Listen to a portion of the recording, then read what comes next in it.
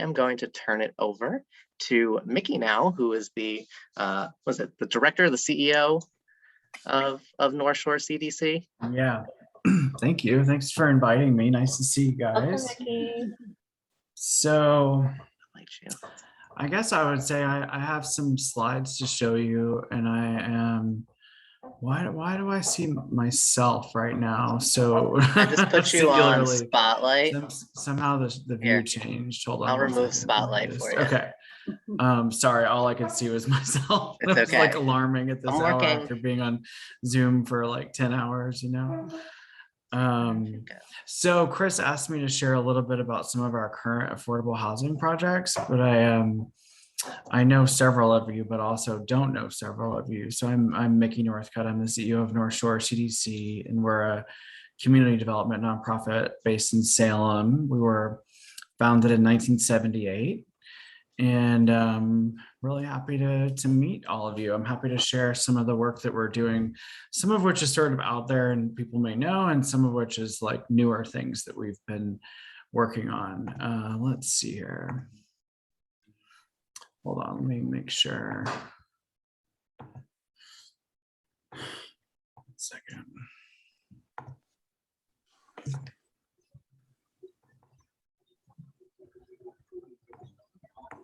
There we go. So I have kind of a few things to show you guys. So we're based in the Point. We were founded as a community organizing initiative in 1978. And in the late 80s, the federal government, for the most part, privatized the creation of affordable housing. So CDCs, who existed all over the country at that point, largely got into the affordable housing development business because we knew that addressing affordable housing is really at the heart of creating, a good quality of life for people all over the country. So there are a lot of folks that build affordable housing. There's certainly CDCs are only a very small part of that, but it is it continues to be a really important part of what we do. So our mission is that we invest in neighborhoods to create thriving communities. It isn't specific to affordable housing. It's really we take a broader view and think about how do we improve the quality of life in historically low-income neighborhoods. So we're based in the Point. We do everything that we do in the Point, and then we do pieces of what we do in other communities on the North Shore. And I'll share an example of that in a minute. Our vision is that every neighborhood in the North Shore is one of choice and opportunity. This is in front of one of our a renovation project that we did a couple of years ago on Harbor Street in the Point. I wanted to share a few projects so you can get a sense of like the types of things that we actually build. This project, the kind of aerial photo of it is on the left there, is our most recently finished project. So this is a 30-unit building in downtown Gloucester. This is our first project in Gloucester, and we bought a kind of long closed 1-story commercial building that was essentially condemned, and really an eyesore right on Main Street, and a really nice, beautiful. If you haven't been up there, Gloucester has a really beautiful Main Street. And so we've been working on this project for about 7 years. We first sort of like conjured this in late 2014, and have been working on it ever since. But I'm happy to report that the last few families are moving in by the end of September. So it's really an exciting one. This one, we partnered with a local nonprofit in Gloucester called Action.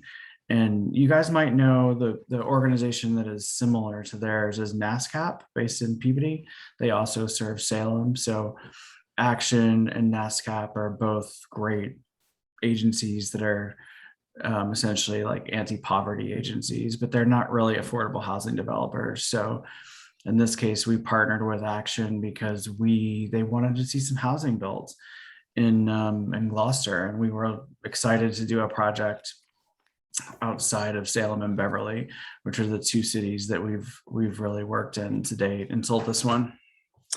This is another one that is I'm excited to report is now under construction. This is two buildings in Salem, both in the Point, but sort of different places in the Point. The building and the image on the left is right on Peabody Street. That's going to be 21 apartments when it's finished.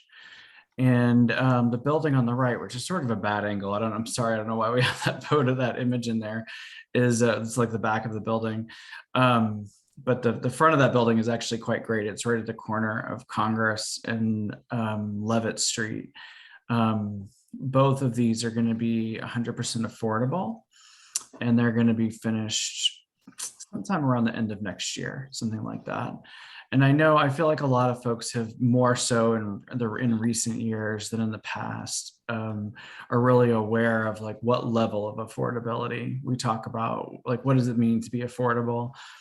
And included on all these slides on the bottom left is a little breakdown of how many apartments at different levels of affordability. So where it says 30% of AMI, that means 30% of median income, or 50 or 60. And if I go back to the Gloucester slide, you can see we have a few units at 30%, some at 50, and then typically about half or a little less than half at 60. So you can get a sense of like what we mean. I'm happy to answer questions too at the end about some of those details if anyone is interested. Both the project in Gloucester and the lighthouses, these two buildings, are all designed and will be built to the Passive House standard, which is a really rigorous green building standard. So we were excited to try to plan and then build the one in Gloucester to that, and learned a lot. And it's actually the same architect designed that building and these. So both of these will also be Passive House. Some of you might have heard about a year and a half ago, we were going through the permitting process to get these two buildings permitted to become housing. And I know you've all driven by these properties a million times. We all have.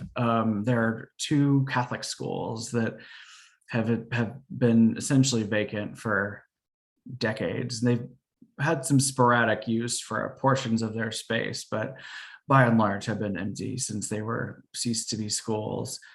So we're really excited to, this will be the first project that we will have done in Salem that's not on the Point. And that's always been a goal of us, to create housing opportunities in, different parts of Salem.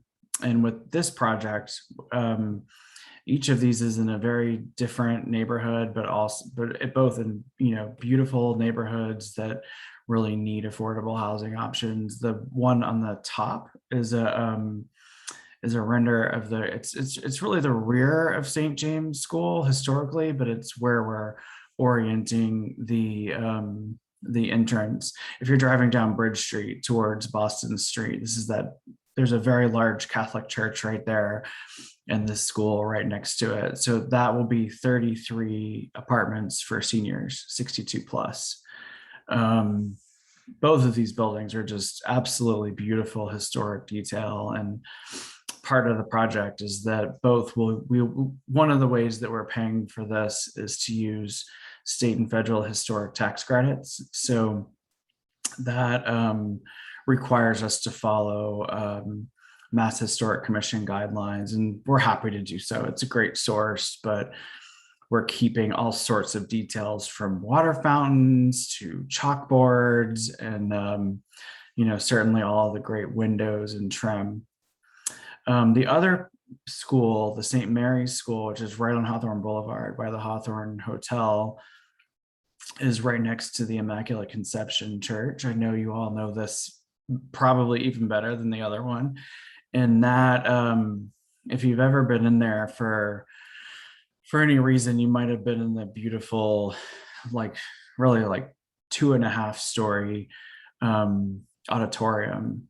And so we really wanted to preserve that space. We didn't want to cut it up into apartments. It's a really unique space. There are a lot, they don't build them like that anymore.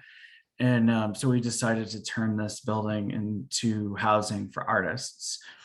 That auditorium it's about a 5,000 square foot auditorium, is going to be turned into a gallery and a workspace for artists, primarily folks that live in the building. And we think there may be some excess capacity, which if that's the case, we will be able to invite some non-residents to use the space. But it's going to be really cool. This is totally permitted and is waiting. It takes us a while to wait for money. And I'm happy to like talk more about that if that's of interest. But basically there are more projects in the state than there is money to go around. So all of us who do this get these projects completely shovel ready, and then we kind of get in line and wait for money. And this one is we're going to be applying for funding again in January, mid-January. So we're hoping to be able to start construction by the end of 22.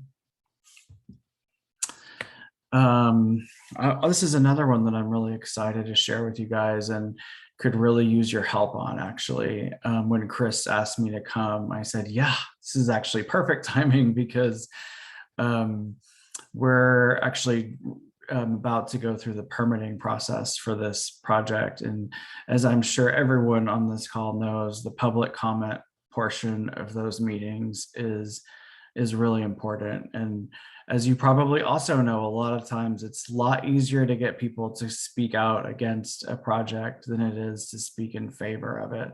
So we're always grateful for support, public support, when we're going through those. But I'll tell you a little bit about this project. So summer of 2020, Northshore Bank put their building at the corner of Derby and Lafayette Street out for sale. And for many years, Northshore CDC has been kind of collaborating and planning to do a combined project with Northshore Community Health. If you guys are not familiar with them, Northshore Community Health has a network of 3 community health centers, one in Salem, one in Peabody, and one in Gloucester. And they're an excellent, truly excellent healthcare resource for anyone, really, regardless of income status. They provide excellent healthcare and have been a real institution on Congress Street and the Point for many years. But they've also really needed a brand new, much larger facility for many years. The kind of size and quality of their current facility has been a real barrier for growth. But at the same time, they really were committed to remaining in the Point neighborhood. So when we saw this site come available, we felt like this was the perfect opportunity to try to create a new building that would give them the opportunity to offer as nice a facility as the healthcare that they offer. So flash forward to 15 months later, we are going before the zoning board actually tomorrow night. And then on the Thursday, we're going to be going before the planning board. I'm sure this will play out in a series of meetings over the next 3 months, but I will, in a minute, I'll show you a few more slides that show you a little bit more detail about this one. But in essence, we're going to build this out in 2 phases. One, the health center and the vast majority of the commercial space, which in this image, the kind of lighter color brick on what is the Derby Street side of this building is the health center, and the kind of gray brick on the Lafayette Street side is senior affordable housing. So as we planned this over the past year, we really thought, how can we combine, what's the right sort of focus for housing if you're going to be on a site with a health center? How do we make that connect, meaningfully and provide an opportunity to collaborate after the buildings are built? And also, how can we really improve the landscape around the South River, right? Part of that is through like investing in the parks and investing in the open space and creating beautiful buildings. But we think also having people who live right on site and utilize the open spaces regularly for the reasons they were created will really spruce that place up and make it a place that people want to come to, where really now it's not, I don't think most would describe the South River as a shining success right now, but it has a lot of potential, and we're excited to be able to contribute to the other people who have invested. The city's put a great harbor walk in, and some of the private businesses have really improved their properties a lot and are continuing to do so. So adding this in, we hope, will be a real bridge between the point and the downtown, since this really is sort of at the intersection of that. And for this one, we're planning below, we kind of planning roughly 50-50 between 30% median income units and 50% median income units. This shifts a little bit based on what funding we end up getting, but we're proposing 47 apartments. I'm going to stop sharing real quick and then show you. Let's see.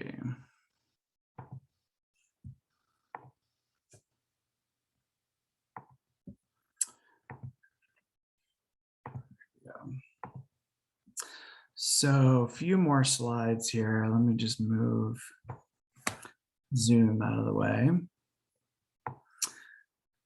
There's a lot more in here than I'll blast through some of this, but as I mentioned, this is a really great opportunity to connect the two neighborhoods. We really want to bring not only health in, but great ecology, really think about how to activate the public space, make it very, aesthetically beautiful, but also like ecologically correct, what putting in plants and species that are native, and we have such a beautiful area. We want to make sure that it's really consistent with that. And of course, we want to infuse it with really great public art. We've thought all along about how to do that in a way that's, makes sense for the project. And definitely that's the case on the exteriors of the buildings. But one of the things that I'm like really fascinated about in this is the health center is really excited about integrating art within their healthcare space. So I think the traditional notion of a community health center has really been, white walls and vinyl floors. And I can promise that that's not what this will look like when we're done. They really are excited about creating a colorful, cheerful environment that people actually want to go to. And I think that'll be like night and day from current. So that our architectural team really, of course, is enamored by the Punta Urban Art Museum and has thought, how do we, what does it mean to integrate public art into a new construction project next to this historic neighborhood? How do we do that in a respectful, contextual way? So the pink that you see are all buildings that have art on them. And some of the renderings that you'll see shortly you'll see pink walls. We're not actually saying that they're going to be pink. We're just flagging those and saying that those are opportunities for some type of art, whether it's a mural or interesting tiling. There's a lot of different ideas kind of in the mix. I'm going to skip past that. So this is sort of just like a programmatic overview here. It's actually two buildings. This kind of primary building on Derby Lafayette, Northshore Bank will remain as a tenant. Have about 35,000 square foot health center, which is about double what they have right now. They would also be adding an urgent care component, which is, as far as I know, I think there is no urgent care in Salem currently, other than the hospital, but this really is meant to be like complementary to the hospital. Over here, we have 18 apartments, and then over at Peabody Street, we have 29 apartments. So to us, it's 47 collectively, but it's sort of broken out into two buildings. I won't go through this too much for tonight. Let me go to find some pretty pictures. Here's our rendering, a little bit more up close rendering from across that big Derby Lafayette intersection at the firehouse, looking back towards, you can see we really want to preserve the existing aesthetic of that corner building, but bring in something modern and new above it. we're excited too about opening this corner up and really giving people the ability during, morning, noon, and early evening hours, the ability to walk through that building to the river and have it, as you probably know, it's never open, never has been. So there's no way to really get around this to the river without walking all the way around it. So we really want to try to open that up on all sides. So you can see here, this is the ground floor program. You have the bank and the drive-through as is, which largely remains in a similar footprint. The health center, or I'm sorry, the building lobby here is designed double height, big open airy space with a pharmacy, an art gallery that we're going to manage, a urgent care facility, and then a residential lobby over there for the senior housing. And they've really reworked the space back here to fit quite a bit more parking. I think there are 6 spaces back there right now, and we're showing we can fit 15 without really taking any of the greens. If anything, we're improving the green space here just by making the site sort of more efficient. So let's see, what else do I have here? This is over on the Peabody Street side. Peabody Street Park, also a place that needs some love. So we're hopeful that redesigning the park geared to what people actually want to use it for, and putting in some beautiful landscaping and having people who live right here for whom this will be their like daily existence is going to really make this a beautiful spot. So here too, preserving parking on the ground floor and just putting a small gallery facing the river so that there's, some good kind of commercial activity. There's a really nice amount of commercial activity around the river between Notch and the pizza place. I can't remember the name of the pizza place. So we want to really contribute to that so that it's an active spot. Let's see, I'm going to cut through some of this technical drawings.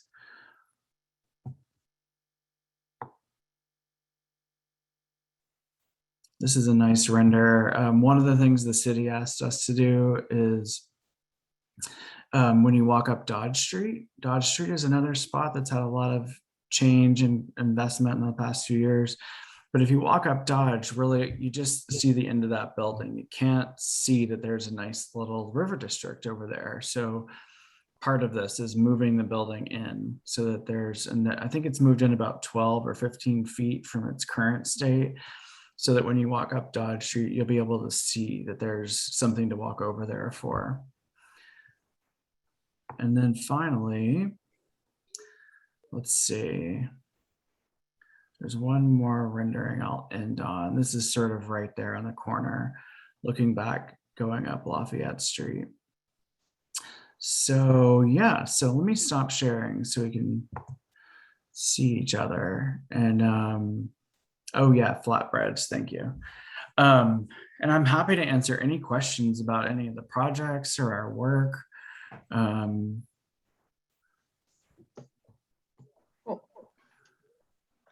Thank you, Mickey. I'm just reading your comment real quick. Sorry, it's longer than I thought it would be. Oh, that's okay. Yeah. Well, Shetland Park is a whole different discussion, right? I think we should all be very afraid of the nature of plans that were proposed there so far. We're not anti-growth. I mean, we're a developer, for God's sake, but there are only 1,200 apartments in the Point neighborhood, and about 30% of those are deed restricted affordable. That means that like 70% of the housing stock is essentially naturally occurring affordable housing, like lower cost housing than average. And we should all consider that housing stock at total risk of gentrification. And the idea that someone would come in and build 1,200 units, let alone 1,200, even if it was 500, that's still 50% of the housing stock in the Point. To come in with a type of housing that is completely different than has ever been there is, the first question all of us should be asking is, how is this going to impact the Point neighborhood? And I would say we're really disappointed that so far that hasn't been the first question that's been asked. So I would say rest assured that we're going to, use our voice to talk about this. I'm happy to report we actually got a grant from a community development foundation, essentially, to study the potential impact of all of that growth there on the Point neighborhood, and we're going to work to quantify the risk there. But I think all of us should be very focused on that. There's no question that I was just kind of interviewed in a study that the city is doing today broadly about housing in Salem. And, it's hard to talk about affordable housing when you create 30, 40, 50 units at a time, right? Like that's the reality. That's what we can create. And it takes years to do those. But to have hundreds of units that are naturally serving lower income families at risk, that should be like the very first thing in discussion in Salem right now. Is there a premium to build passive house? So 1 sec, before you, just to make sure that everybody, I know a couple people asked some questions first, so I'm going to get to them. Yeah, sure. Why don't you tell me? Yeah. So let's see. I've got Marsha asked a question first, and she just asked, what are the income levels and rental costs? And then after that, I know John Mahoney raised his hand, so I'll let him ask them the next question after that. But we'll start with that. So generally speaking, with affordable housing, the income levels are, the different programs target different, different income levels. But going back to some of the slides, each project that we have serves a kind of a mix of people at 60% of median income, which is, I think, like, it's considered low income, but I would say that's a little bit of more of a middle income salary typically, if we look at the actual numbers. I'm sorry, I don't have income limits and rents in this slideshow, so I can't tell you off the cuff, exact numbers, but I can tell you this: for a family of 4, 60% of median income is about like 65,000. Median income is about 85,000. So 50% of median income for a family of 4 would be about like 42,000. And 30% of median income would then be, I can't do that math in my head, but about 32,000, give or take. Give you a sense of like, those are the kind of different tiers of if you approach it from a family of 4. So it gives you a sense. Thank you. Marsha, was there any follow-up that you wanted on that question? Yes. Can you share a link with Chris to send out so that people can look at the actual numbers for median incomes and like the different percentages? Because I can't do math in my head. I don't know what the median income of the city of Salem is. Yeah. So if you say 50%, I'm one person. I'm obviously not a family of 4. Yeah. So if I'm it's thinking scaled about down by household size for sure. So if I there's have a chart. It's not in the presentation that I have, but I can send that to you guys. But if you have a link on your website that has the breakdown, that would also be helpful. You could pop it into the chat, or you could send it to Chris and he could send it to the committee as a follow-up. That would be awesome. I will. Thank you so much, Mickey. Sure. Thank you. John, what's your question? I feel like I'm asking the small questions here, but that's great. One thing I'd like to know that Marsha just brought up is average median income. Is that based on state or Salem? That's question 1. And that should be easy to answer, I hope. The second question involves parking. Where are people going to park? How many cars can they own? I know parking in the Point neighborhood right now is very difficult, to the point that an MBTA bus can't drive through there in the winter, and that's where the bus route goes. So that's my question. Yeah, so the median income, HUD sets those. They have a data team, and they every year they release area median incomes across the country, and the whole country is carved up into metropolitan statistical areas. That's the method that they use. So Salem is in the same metropolitan statistical area with like most of Eastern Massachusetts. It doesn't include the Cape, but it's anything from North Shore, Boston, South Shore. It's a big area. So it's not a great system. Most of us who do this don't love that because, you know, if you look at when you see these numbers, I promise you're going to think that they feel high to you. Like, we agree. And the other reality is that, which the bigger problem I would say than that is, because at least that problem is consistent nationally, you know what I mean? And the programs are designed, you know, the same rules apply nationally. The bigger problem is that the income limits are always grow. And I think this is an issue that I'm much more aware of in 2021 than like 15 years ago, because higher income households income has been growing pretty consistently. But I think we probably all know that low income households incomes have not been rising with inflation. So we're seeing in our case where we're actually kind of governed by these income limits, those income limits convert to rent limits. So we're essentially kind of given rents. We have like flexibility within a margin of 5, at most 10%, but we can't deviate beyond that. Or it's, you know, it's all of our systems are designed to comply with those requirements. So I can tell you that our rents are far below market, but they're not as low as we wish they were.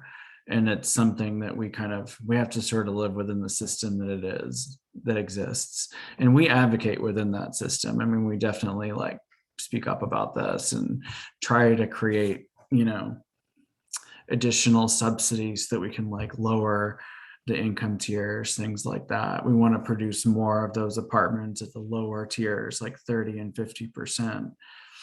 But it definitely is a concerted effort to like try to do that. The systems are not designed to have a project with the majority of like 30% AMI apartments. They're designed specifically not to have that. So we have to really navigate the like kind of regulatory aspect of this. It's a frustrating aspect. And parking, I'm assuming you mean in like the new projects that we're showing.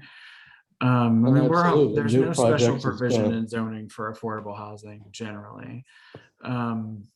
The buildings that we're under construction on right now have one space per unit, essentially. That's we do ask in our applications whether people have a car registered in their name, and we keep track of that. The vast majority of our housing in Salem are old buildings in the Point that were built before parking was a thing, so they don't have parking. But we still know if people have a car in their name. And if we look across all of our housing, people in our housing have about 0.35 cars per unit on average across the whole portfolio. So people will always raise the example of like, oh, but this family has like 3 cars. It does happen, but it's very rare. The vast majority of our tenants in family housing are single parent head of households, because the vast majority of 2-parent households who, if they're both earning income, don't qualify. That's the reality. There are many examples of that where that may not be true, but 3/4 of our family housing are single parent head of households who can't afford a car. So we do have a lot of folks that really, especially when we're talking about housing in or near downtown Salem, it's a real advantage for folks to be able to live here without needing one. And I know in Gloucester, for example, we just finished the lease up, and that statistic remained true. About 1/3 of the tenants signed up with cars, and that development has 30 apartments and 30 parking spaces. So it's a wild thing to be like, have unused parking.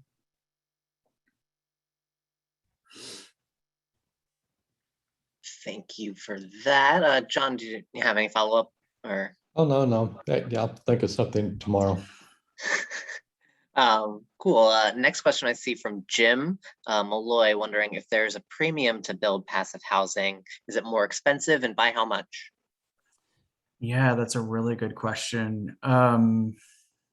There is a cost premium to this. There's no question about that.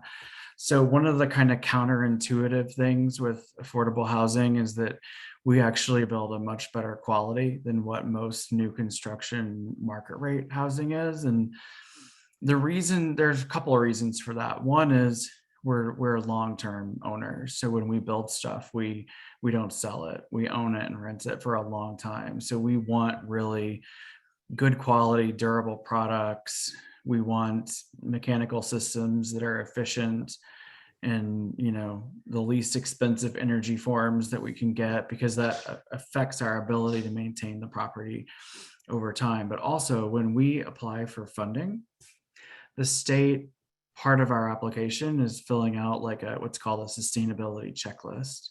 So part of our scoring when we're applying for competitive funding is what type of green building efforts are you doing? So I wouldn't say that every single affordable housing development is passive house. That's not the case at all. But we do get points in our applications for being more aggressive with green. And that has always served us really well. I mean, we do it because it's the right thing to do, but we also are incentivized to do it by getting more points on those applications. So we've studied this in a couple projects. We did a project in Beverly that was LEED Platinum, and we studied how much was the cost differential to achieve that level of green, and it was about 5%. So that's a number. I mean, 5% of a decent sized number, but it's not an overwhelming number. And I would say we haven't studied it yet in Passive House, but we got some grant funding on that to pay for like the certification. And I'm going to check and see if we can quantify the answer to that with Passive House, because Passive House is a very specific set of criteria. And I would say there's a chance it might be a little bit more than 5%, but there's no way it's much more. I would say it's like probably 5 to 8%. And but that's also a point in time number. That doesn't take into consideration the energy savings over the course of 10, 20, 30, 50 years. And when you factor that in, it's like we're all crazy not to be doing this, and that's how we look at it. Like everything we build going forward is going to be Passive House or similarly green.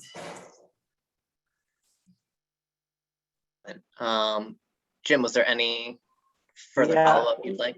Mickey, this is all amazing. Really eye-opening for me. I want to thank you for what you're doing. So do you have a quick definition of what passive house means?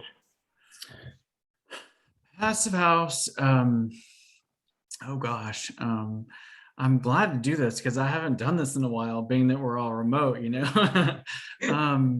You all should Google it, honestly, because Passive House is a European green building design standard that like 10 or 15 years ago was really, I believe, founded in Germany, and it's very common in Europe.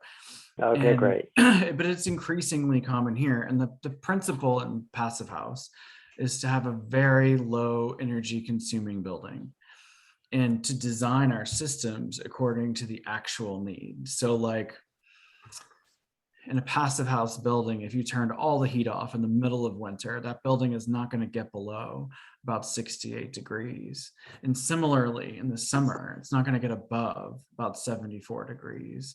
So it's really, really, advanced insulation techniques. And it's also just a really airtight, well-designed building, really excellent quality windows, roofing, basement insulation. Like I'm severely underestimating the detail that our designers could articulate, but we do look at like that. We have to model out how much energy like a code built building would consume and compare that to Passive House. And I believe it's less than 10% of the energy of a code built building, which is a really it's amazing that achieving that would only come with a 5 to 10% cost premium. It's absolutely the case.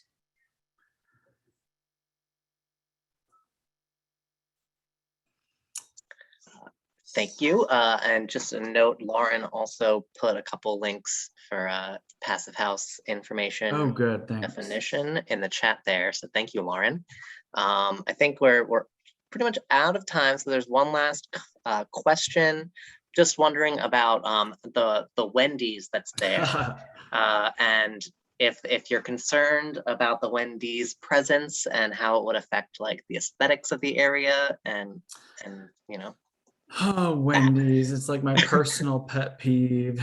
And I can hear the Wendy's drive-through from my own window, which is really a terrible reality. But you know what? In this process, I've actually finally met some of the folks that work for the ownership entity that owns that Wendy's.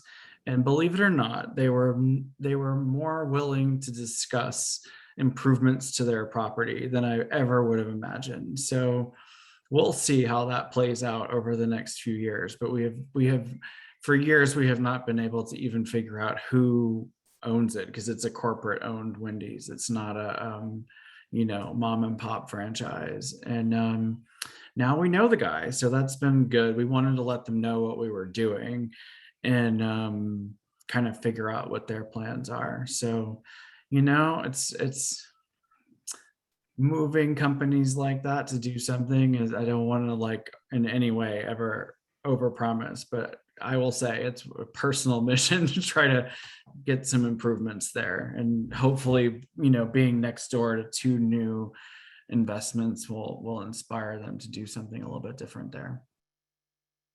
It's a good question. Cool. Awesome. Well, thank you so much, Mickey. Yeah, thanks for having me. I appreciate it. And I just want to mention too that if anyone is so inclined, the two opportunities to speak in favor of our South River project tomorrow, the zoning board at 7 p.m. You can do this all virtually now, thank God. No more sitting in City Hall until 10 o'clock at night to speak for 10 seconds. And as important or more important, 7 o'clock on Thursday night is the planning board. And that's where we're going to introduce the project. And I can guarantee there's always going to be some folks who hate everything and all people. They will find us and comment. We really could use a few voices of reason talking about whatever aspect of that, resonates with you, whether it's the affordability or the green building or the public space or the health center. We really need to balance that. And we always try to drum up our friends to come. So, and if you can't come to the meeting, you can also send them an email. And Chris, I'll send you an email tonight or tomorrow with like the right people to email for those things. If you can send that out to the group. Okay. Yeah. And what I was just thinking I'll do when I see Lauren asking that question, I'll send out tonight an email for everybody just with the links to, the info pages for those meetings coming up to the Salem website, because they're on the Salem website, but I know it can be more difficult to look up.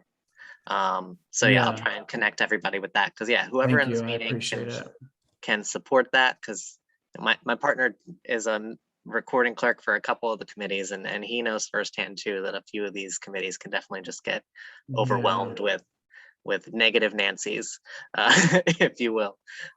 So any support would be awesome, I think. But yeah, thank you. I really appreciate that.